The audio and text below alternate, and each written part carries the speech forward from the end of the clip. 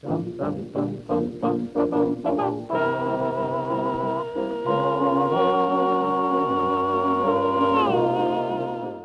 so wala na si Corona. Ang tanong ngayon ng buong bayan, pati na rin kami dito sa Word of the Lord, sino kaya ang pwedeng ipalit? Tingnan nga natin.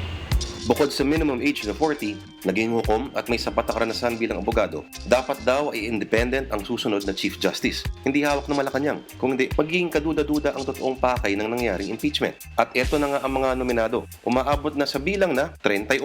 Dahil automatic nominees daw ang mga justices. Kasama na agad dyan sina Antonio Carpio at ang 5 senior justices ng korte. Ang appointee ni Pinoy na si Lourdes Sereno ay nominado rin, plus 3 pang junior justices. Pero dapat daw ay tagalabas, gaya nila Katrina Legarda, Leila de Lima at si Kim Henares, si Rene Sarmiento ng COMELEC, Dean Amado Valdez ng UE, Rowan Libarios ng IBP, dating Solicitor General Frank Chavez, Marvic Lanen ng UP College of Law, dating Dean ng UP Law na si Raul Pangalangan at marami pang iba.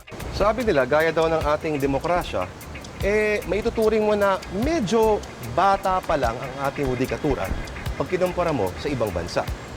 Mga Amerikano ang nagtatag ng ating judicial system sa ilalim ng Second Philippine Commission Act No. 136. Kilala nyo ba to? Ito si Cayetano Arellano, ang kauna-unahang punong maestrado ng bansa. Ang nag-appoint sa kanya ay si US President William McKinley. Pwedeng sabihin na si Arellano ang arkitekto ng hudikatura ng Pilipinas. Nagsilbi siya ng 18 years bilang punong maestrado, ang pinakamatagal na record sa kasaysayan hanggang ngayon. Ito, kilala nyo ba to? Ito naman si Jose Abad Santos. Astig to, pare. Yan ang astig. Mas pinili pang mamatay kesa sa maglingkod sa mga Hapon. Pinatay siya sa Lanao noong 1942.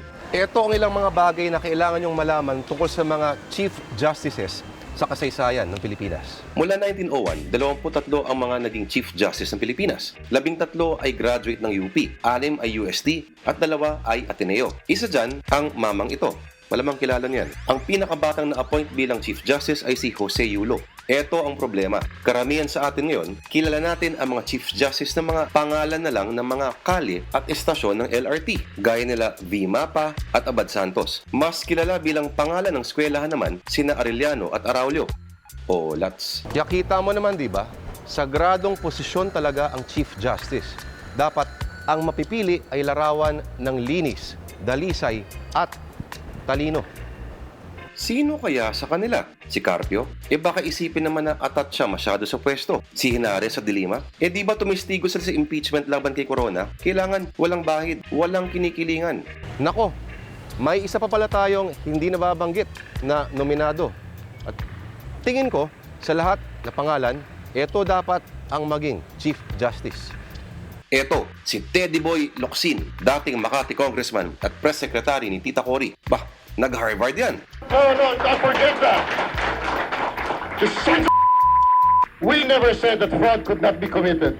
But you said we could trace it. And now you tell me that at 10 in the evening you could do it and we would never know. No, sir. I stand by our product and we can trace. Yan ang dapat Supreme Court Justice. Nga pala.